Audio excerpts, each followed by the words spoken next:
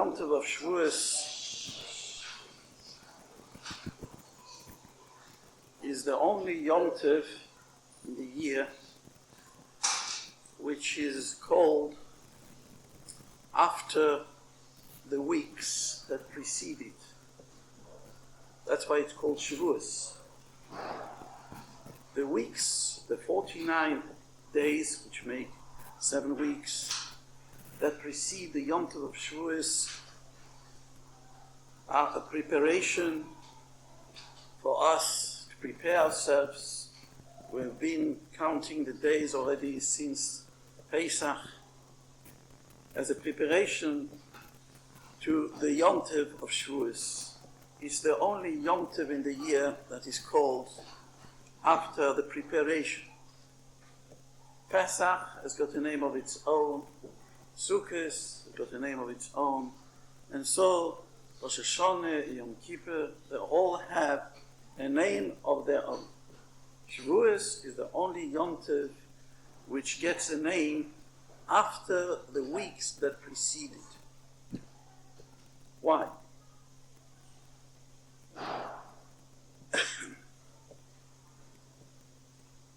There is a Zohar that asks a question. Why is the Yom Tov of Shavuot only one day? It should be at least 7 days, the same as Pesach, the same as Sukkot.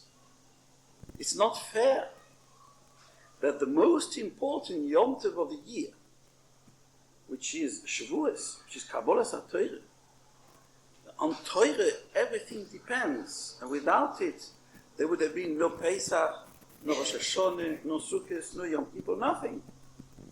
So why is it that the Yom Tov of Shavuot should be less than all the other Yom Tovim? So asks the Zohar. And the Zohar answers a strange answer, which needs to be explained. The Zohar answers, you know why there's only one day of Shavuot? Because Shavuot is Kabbalas HaTorah, and Torah is Eitz Chaim. Torah is the tree of life. And it says in Bereshis, Ve'etz Achayim Besoich Agon. The tree of life was in the middle of the garden. And the middle means the center. So the Zohar says, since there is only one center, that's why the Torah has given one day for Shavuot. Because there is only one center. Very strange answer. What does it answer? After all, fine, okay. So the Eitz HaChaim was in the midst of the garden, of the Gan Eden. And it was in the center, mamash, right in the center. And there is only one point, which is the center, not two. Fine. But why can't we have 7 days to commemorate Kabbalas HaTorah? This wonderful Eitz Chaim, which was B'Soich Hagon. What does it mean? That needs explaining. Because it is the center of the world, Torah is the center of the world, therefore we have to lose. We have to lose 6 days, with another day of Yom Tov, and 5 days of Chol HaMoed, just because it's the center of the world, the center of the Gan Eden. On the contrary, if it is the center of everything, so we should have not just 7 days, we should have 14 days. Because it is so important. So what is the answer? Maybe that's what it means. It means since Shavuot is called Shavuot because of the 7 weeks that precede it, it means how much are we going to be able to receive the Torah again? Every Yom Tov is a repetition of what happened at that date. Pesach is a repetition of Yetzias Mitzrayim. Sukkot is a repetition of Anani Kovet. Rosh Hashanah is Brias Oilom, Ayoy Maharas Oilom. The day was created on Rosh Hashanah, and all the Mauritian was judged on Rosh Hashanah. Rosh Hashanah is the day of the judgment, the day of the creation. And we have to renew ourselves by doing Teshuvah. And so it is with Yom Kippur, Solachti Kidvorecha, HaKadosh Baruch Hu had forgiven the Chet HaEgel on that day. So we have again to repeat again, Eslicha Mechila V'Kapore. The same with Shavuot. Shavuot is Kabbalah HaTorah. So we have to repeat on that day of Yom Tov of Shavuot, what is expected of us on the Yom Tov of Shavuot is to do again, to do a repetition of what our forefathers had done at that time. Nothing less. What did our forefathers do at that time? They received the Torah. You can ask a question, what do we need to receive the Torah? They needed to receive the Torah because they were not, before Matan Torah, they had it in like Bnei Noach, like Gentiles. Or the Yidden only had to keep 7 mitzvahs before Kabbalah Torah. So they needed the Kabbalah Torah in order to receive all the mitzvahs, the Taryag mitzvahs. But us, we're already mitzvahim, we're already commanded of all the Taryag mitzvahs. So what are we expected to receive again on Shavuot? The answer is, what we are expected to receive on Shavuot is not the Taryag mitzvahs. The Taryag mitzvahs, we have received them. We are already mitzvahim, already commanded to keep the Taryag mitzvahs. What is expected of us on this Yom Tov of Shavuot is to reach the same madrege, the same level, like our forefathers did at that day, on that day, Nase v'nishma. We should always strive to reach the madrege, this high level of Nase v'nishma. There is a Gemara in Masechet Shabbos, Daf Peiches. Omar Belozo. Belozo said, B'shoshi kdimu Yisrael Nase l'nishma. When the Yidden preceded Nase, we shall do, before we shall hear, Yotzeso Baskoil, there was a heavenly voice that came out in the world, the Omro Lohen, and the voice of Hashem Yisborach told them, Mi gilo lebonai rozeh, who has revealed to my children this secret, Shemalachei Ashores Mishtamshim Boy, that only the angels of heaven know how to use this secret. What is the secret? Because it's written in Tehillim, Baruch Hu Hashem Malochov, Giboire Koyach Oise Devoroi, Lishmoya Bekol Devoroi. Bless Hashem, His angels, those who are strong, who do His word, to hear the voice of His word.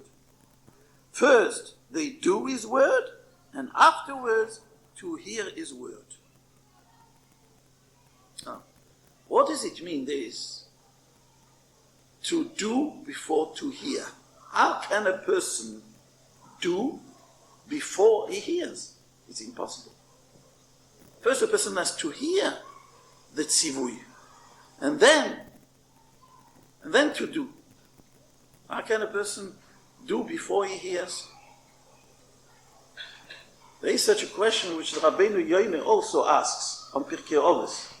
It says, Kol mi shemaisov merubim mechochmosoi lema hu doime leilon she'anofov murotim v'shoroshov merubim. Anyone whose deeds are more than his wisdom in Torah, he resembles a tree who has very big roots, very deep roots, and only small foliage.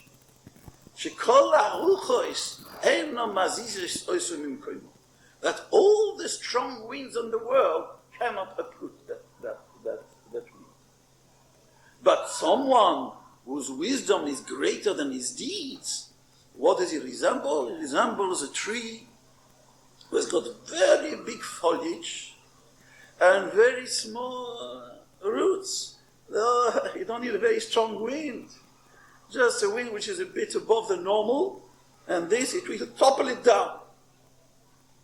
For example, the pine trees are known for that. The spruces, they are known to have big foliage and very, very small roots. And the first victims in a strong wind are the spruces, those pine trees in the forest. You find them all falling all over the places.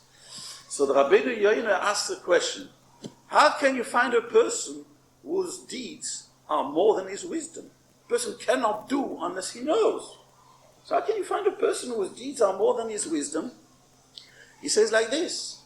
He says, we're talking about a person who goes to a Rov, he is about Tshuva, and he says to the Rov, I don't know anything from the Torah, but I've done Teshuvah from today onward. I promise to myself that I will keep everything you are going to teach me. Right? He doesn't know anything yet. His wisdom in Torah is nil. But he has a strong will to keep all what is going to be taught in Torah. From that day already, before he knows anything, even, he has got the sechar, the reward, as if he had done all the mitzvahs. Because we know, anyone that has received it upon himself to do a mitzvah, although he has not done it yet, he receives the reward as if he had done the mitzvah. We learn it from the Korban Pesach. As soon as they were commanded by Moshe Rabbeinu to do the Korban Pesach on Rosh Chodesh Nisan, it says afterwards, Vayelchu vayasu. They went and they did. And Chazal asked the question, how can they do? It's not Pesach time yet. It's Rosh Chodesh Nisan. Chazal say because they have accepted upon themselves to do the Korban Pesach, so it is counted as if they're done already. Anyone that accepts to do a mitzvah, and it is counted as if he had done it.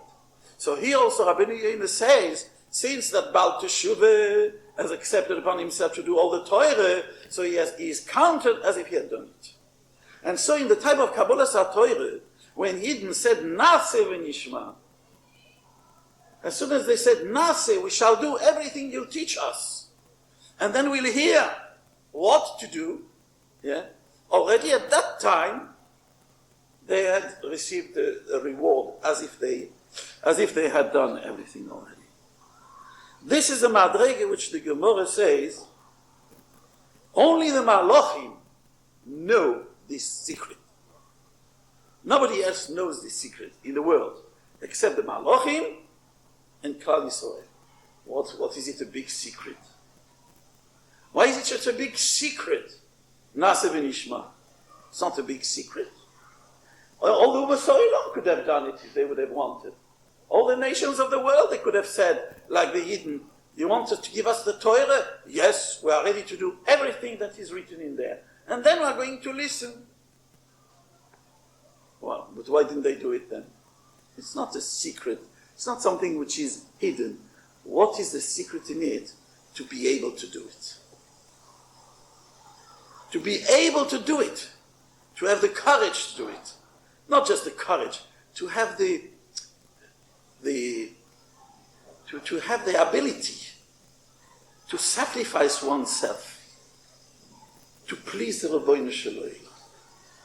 To have in mind this concept that the biggest covet a human being has in his life, and the biggest nachas ruach he can derive from life, and the biggest success he can have in life, you know what it is?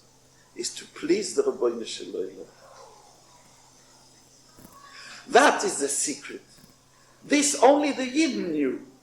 Only the Yidden had it in themselves to be able to put everything else behind that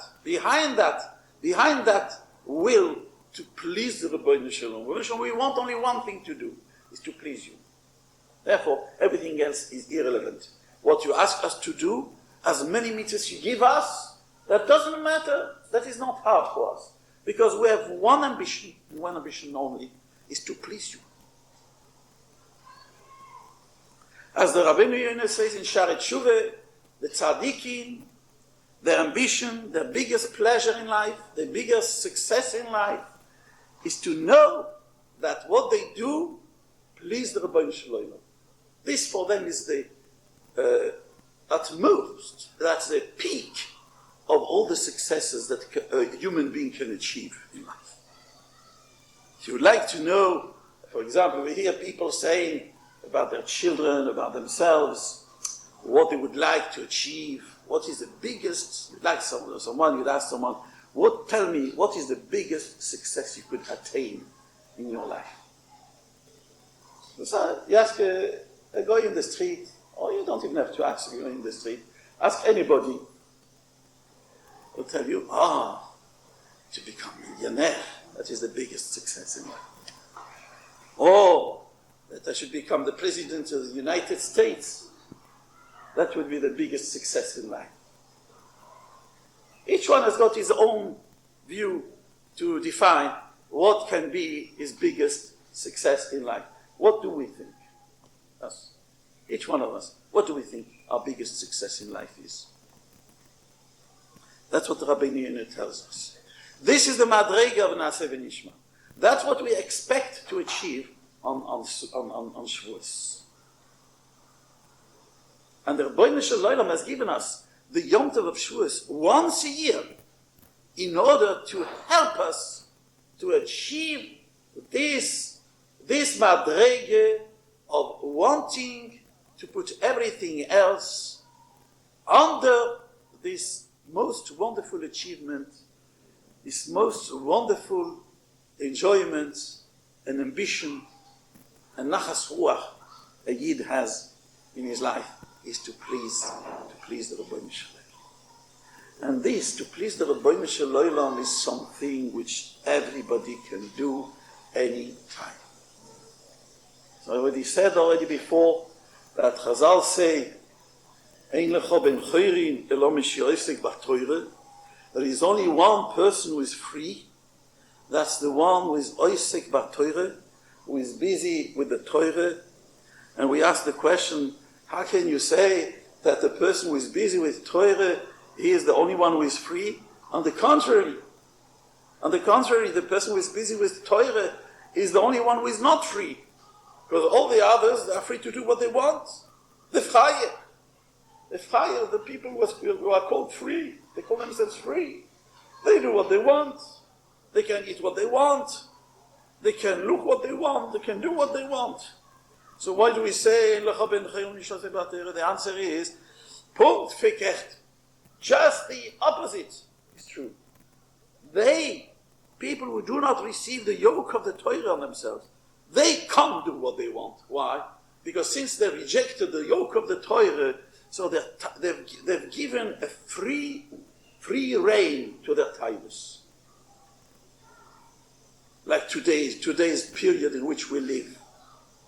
Mutterlich, akol mutterlich. Everything is allowed for you. All the morals have been broken. Everything is allowed. Everything is allowed.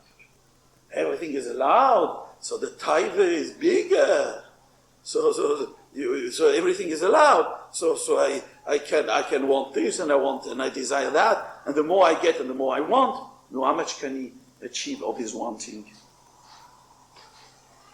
How can a person achieve of what he wants? Can he do what he wants? Can a guy in the street do what he wants? How much can he achieve of what he wants? How much? Never. They are running like madmen for a bissel geld. And for a bissel kuvit, for a bissel taiva. How much did they get of it after 120 years? How much did they get of what they wanted? Chazal say, Ein odom meis v'chatzi tavos b'yodoi. There is nobody who dies, will leave this world with even half of his desire being fulfilled. They all leave the world frustrated. Not even the half of their ambition has been fulfilled. But the Oisek Batoire, he has arrived to that Madrege of Naseh v'Nishma. That is the true Oisek Batoire. That's what we want from Shavuot, Kabbalah Satire. Understand? To achieve that Madrege, that what I want is to please the Rabbeinu Shalom. Yeah? And this I can do every time of the day. So I am free because I can do what I want all the time. You understand? That's a pshat. Ein lecha ben chayrin ela mi she'oisek b'Torah. Because the oisek b'Torah is the only one who can do what he wants all the time. Nobody can. He doesn't need money. He doesn't need power. He doesn't need to exams or diplomas. He can just do what he wants. What does he want? He wants to please the Rabbeinu Shalom. So now he can take a Sefer Tehillim and read Tehillim. And he knows he pleases the Rabbeinu Shalom. Now he can go and do a mitzvah of Chesed. And he knows he pleases the Rabbeinu Shalom. So he's the Ben Choirin because he can do what he wants. Every moment of the day, he can do what he wants. This is what Shavuos we're expecting from Shavuos. Naseh v'Nishma. So therefore, what it says in the Zohar is, one day of Shavuos, you know why? Because you have prepared yourself during 7 weeks, like someone who is like an athlete, like a competitor for the Olympic Games, who has trained and trained and trained to jump, to break the record, to jump on the highest, the highest amount of jump. How much has he got to train? He's training the whole year, for 12 months. When the time comes, he has to break the record. How long does it take him? 2 seconds. 2 seconds. Oh, he jumps. He is a champion. He has broken the record. So it is with Shavuos. Since the Yom Tov of Shavuos is called after the preparation, therefore we have done all the preparation. We have done it already before 7 weeks. So how long do you need that the Rebbeinu Shalom should grant you this Madrega of Naseh v'Nishma, for which we prepared ourselves for 7 weeks? How long do you need? 1 day is enough. That's the explanation in the Zohar. The answer, why don't we need 7 days? Because what will you do? All what you'll do in 7 days, you should have done it already 7 weeks before. So it's a blabatole, it's for nothing to give 7 days for Shavuos. You understand? It's like we'll say to this man who wants to break the record, we'll give you 7 days of breaking the record. What do you mean? It's useless. The record is to now jump, we'll see what you can do. The same also, on Shavuos is 1 day Shavuos. On that day, we can show what we can do.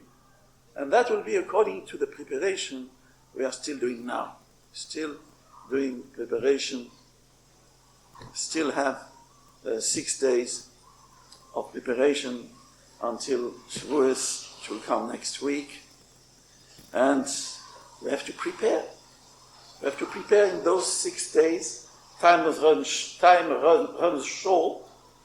And what we have not managed to prepare before, we have to prepare now. And we should know that according to our preparation, yes, that's what we will get.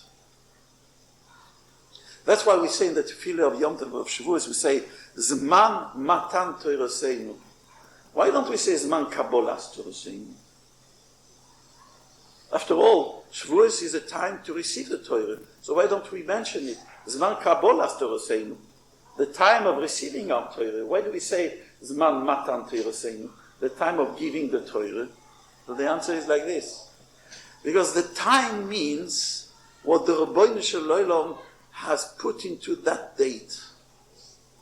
Rav Dessler says, every Yom Tov has got its ashpoe. The Rabbeinu Shalom brings an ashpoe, brings an influence in the world. This is Zman, the Moyadim. Zmanim u'Moyadim. That is a time which is propitious for this kind of thing, for Matan Toraseinu.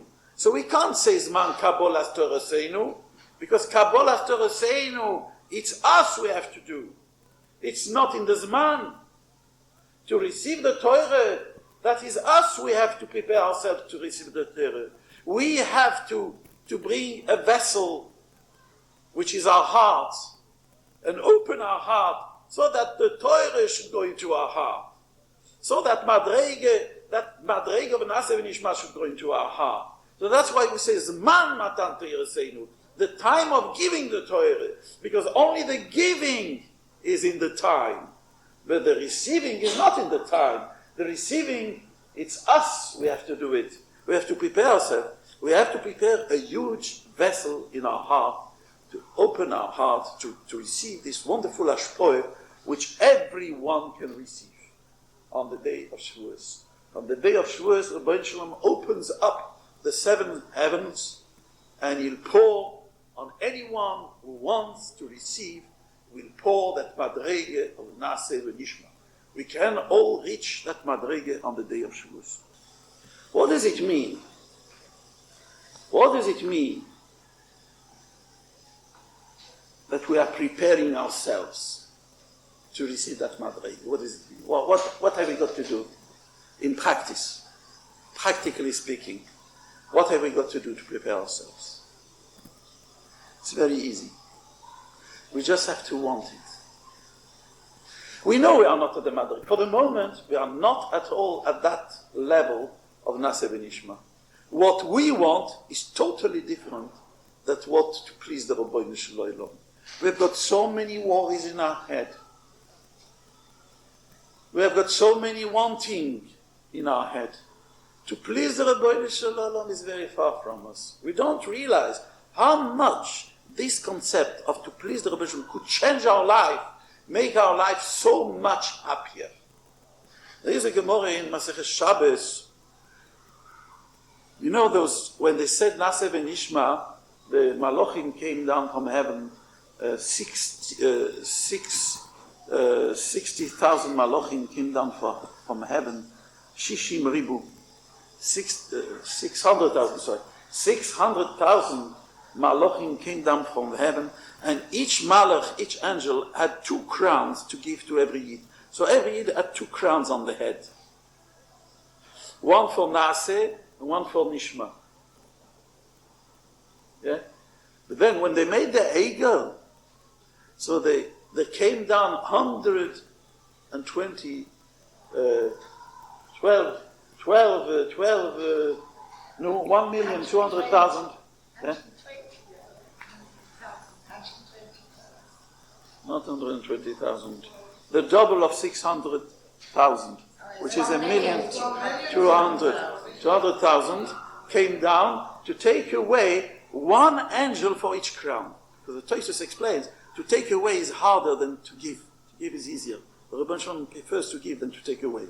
So to take away, he had to send 2 angels to take away the crowns. Take away the crowns. And then the Gemara Omar Reish Lakish says, "Ve'osi da Kadosh Baruch Hu la'achziron lonu." In the future, HaKadosh Baruch Hu is going to give us back those crowns. From where do we know that? Shneimar, because it says in the Pasuk, "Ufiduye Hashem Yeshuvun Uvo Tzion Berino." When Mashiach will come, those who are redeemed from the Golas will come to Tzion Berino with songs of joy, of praise, v'simchas oilom al roshom, and an everlasting joy on their head. What does it refer, this everlasting joy? That refers to the 2 crowns of Nase v'Nishma. What does it mean? From where is the proof from this pasuk that we are going to get back the 2 crowns again? Because it says that when Mashiach will come, we'll all go back to Tzion with joy on our head, an everlasting joy. So where is it written, the 2 crowns? The answer is, those are the 2 crowns, the everlasting joy. But how can it be an everlasting joy? Have you ever seen an everlasting joy? We, Baruch Hashem, all had a joy when we got married. We all had a joy when we had children. We all had a joy when we received some money. We all had a joy when we made a nice Suda. But how long does it last, that joy? Where do you find an everlasting joy? Where is it to be found? What? There is only one everlasting joy. That joy to please the Rabbeinu Shalom. This is an everlasting joy. There is no other joy in the world that can be everlasting. So that's what the Gemara says. The Gemara says, an everlasting joy on our head. That means we are going to recuperate the same madrege before Mashiach, when Mashiach comes. We are going to recuperate that same madrege of Naseh and Ishma, because it says in the Pasuk, Ufeduye Hashem Yeshuvun, those who will be redeemed from Golus, because they have done Teshuvah. They have done Teshuvah on Sinas Chinam. They have done Teshuvah on hatred, on baseless, baseless hatred. Those people, us, Be'ezras Hashem, we are going to go back to Zion with an everlasting joy. And this everlasting joy means to please the Rabbeinu Shalom. That our joy is to please the Rabbeinu Shalom. And this we can do every moment of the day. It doesn't cost money. It doesn't cost too much trouble. On the contrary, it's only a nachas ruach for us to know that what I'm doing is I please the Rabbeinu Shalom. And the reason why we don't do the mitzvahs besimcha, even though it's Hashem besimcha, you know why? We do a lot of mitzvahs, plenty mitzvahs we do, every day. It's mamish, we can't even count the mitzvahs we do, but it doesn't make us joyful. It doesn't satisfy us. It seems that we don't feel so joyful that we do so many mitzvahs. You know why? Because we are not aware, we don't think enough that our joy is to please the Rabbeinu Shalom. So we daven, we don't feel we are doing a große Zach. We say broches, and how do we say them? Without kavanah. We give tzedakah, right and left. And I know these days, one after the other. The shluchim the rachmonim, they come one after the other. Do we feel a große simcha, a big simcha to give tzedakah? We do so much mitzvahs. Now, for example, we prepare Yom Tov. We're already in the middle of preparation to prepare for Yom Tov. We bake the challahs, the cheesecakes, and all the rest, and the menus, and all the things. No, do we feel a große simcha to do that? A big simcha? We take it more like a chore than a simcha. Do you know why we do so many mitzvahs and it fails to rejoice us? All those mitzvahs which the Torah says, Tachas asher lo ovanto, es Hashem elokecho besimcho, betuv levov, the Chachmon letzlon, that all the tochaches of Kisovoi, because we do not serve Hashem with simcha. You know why? Because we don't think enough about that. That what we do it in order to please the Rebbe. It's only a matter of thinking. It doesn't cost an effort. Anyway, we are putting an effort in doing the mitzvahs. So to think a little bit and think one day, now I'm pleasing the Rebbe. So the only thing is, we have to remind ourselves. And we have counted the Oimer. We are still counting the Oimer for that purpose. So to prepare ourselves for Shavuot is only to dream, to want, to desire, to please the Rabbeinu Shalom, just to want. You lie back, you relax, and you think, I would like very much to please the Rabbeinu Shalom. Like a young girl who dreams to get married soon. Daydreams, or bocher dreams to get married. We dream, we want, we desire, we strive. I would like to come to that madrege. I would like to change my life. I would like to change my heart. I would like to change my ambition. That nothing should bother me anymore. no money, no covet, not even life. But only one thing should bother me, and I would like to do, is to please the Rebbeinu Shalom. So we just have to dream about it. We just have to desire it, to want it. And it says in Chazal say, in the way a person wants to go, the Rebbeinu Shalom will make him go. Especially when it's for a good thing, then in the way surely the Rebbeinu Shalom will help him. You just have to want it. That's all, nothing else. I'm not asking from you any sacrifice, no akeda, no sacrifice, no effort, no money.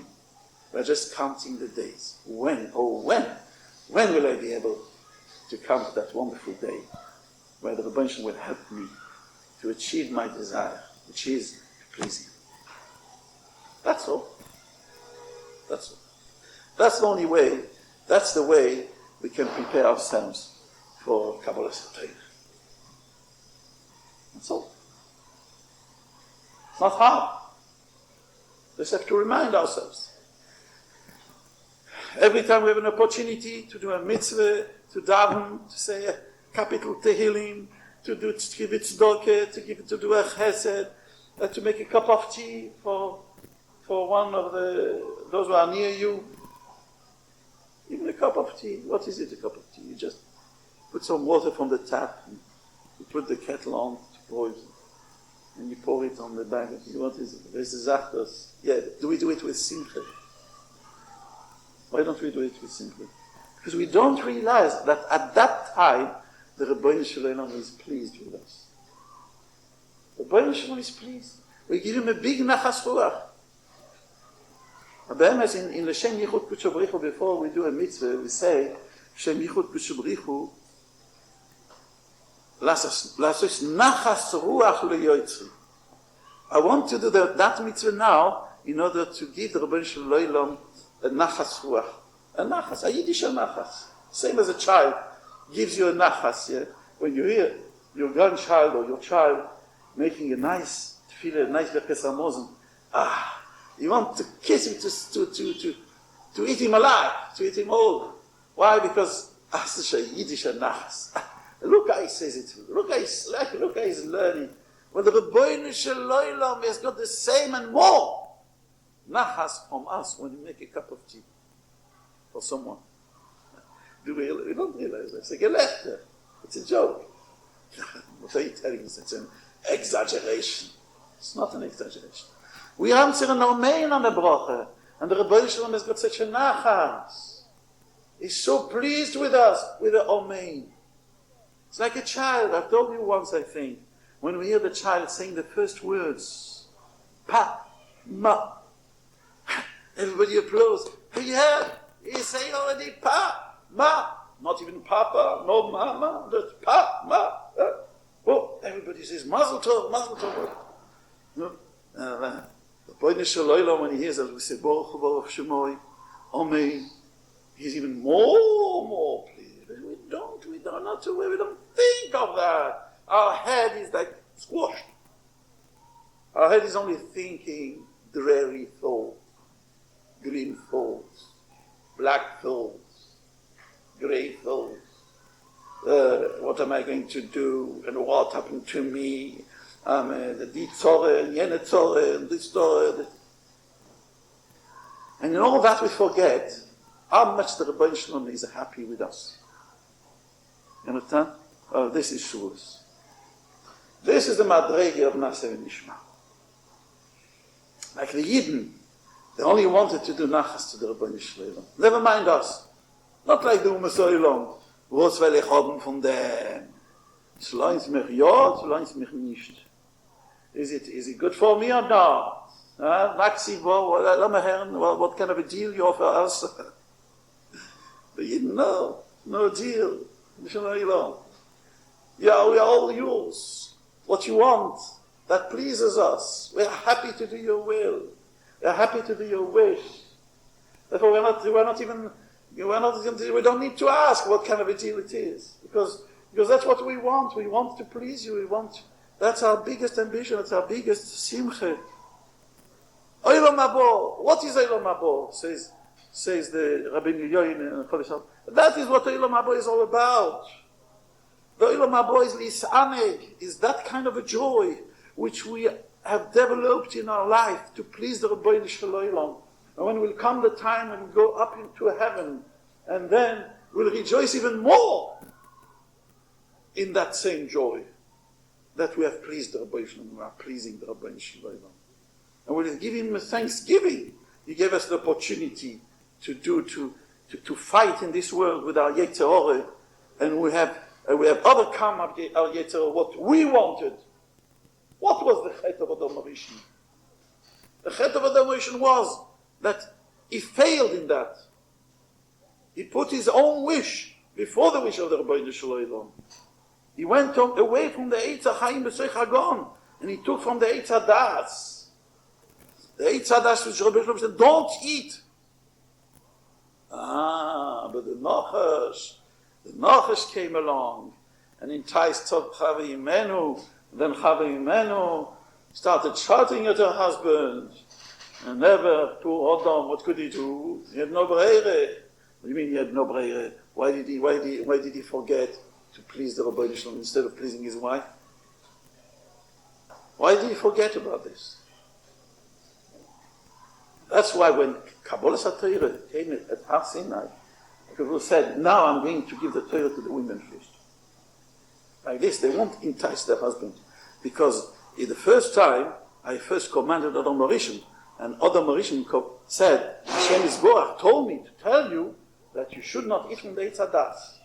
So because she was a Klisheni, because she was a second, she didn't hear it from the Rebbe Shalom himself, she was not the first to be commanded. The Rebbe Shalom says, no, first the women, and then the men. So now that is what Shavuot is. To mend, to repair the fault of Adam Rishon and Chava Imenu, to be able to go back to the Eitz HaChaim B'Soich HaGon. So as we said before, Shavuot is a Yom Tov which is called after its preparation.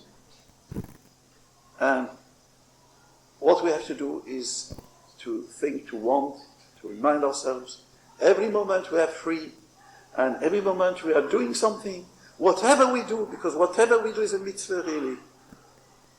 When we go to bed, it's a mitzvah. When we go to eat, it's a mitzvah. When we have a bath, it's a mitzvah. When we cook, it's a mitzvah. When we peel the potatoes, it's a mitzvah. When we grate them, we cut them, it's also a mitzvah. So whatever we do, Kimat, the whole day, we don't do any Averis. When do we do? When do we have time to do Averis? The whole day we are busy to do mitzvahs. So at least, let us realize how much Nachas Ruach we do to the Rabbeinu Shalom. And when we train ourselves, then of course we will never want to do an Aveira, Chas v'Shalom, because we are doing so much pleasure to the Rabbeinu Shalom. Why should we spoil all the pleasure by speaking one Lashon Hara in between, or by doing something which you shouldn't do in between? You understand? Like this, we don't realize how much we please the Rabbeinu Shalom. So we say, it's not bad, it's not terrible if we do an Aveira. But once we'll train ourselves to see how much pleasure we give the Rabbeinu Shalom during the whole day, so we'll never, Chas v'Shalom, we'll never try to displease him. Chas v'Shalom, why should I spoil all the joy I've given to the Rabbeinu Shalom by doing an Aveira? Understand? So that's what we have to do now, and to receive the Torah.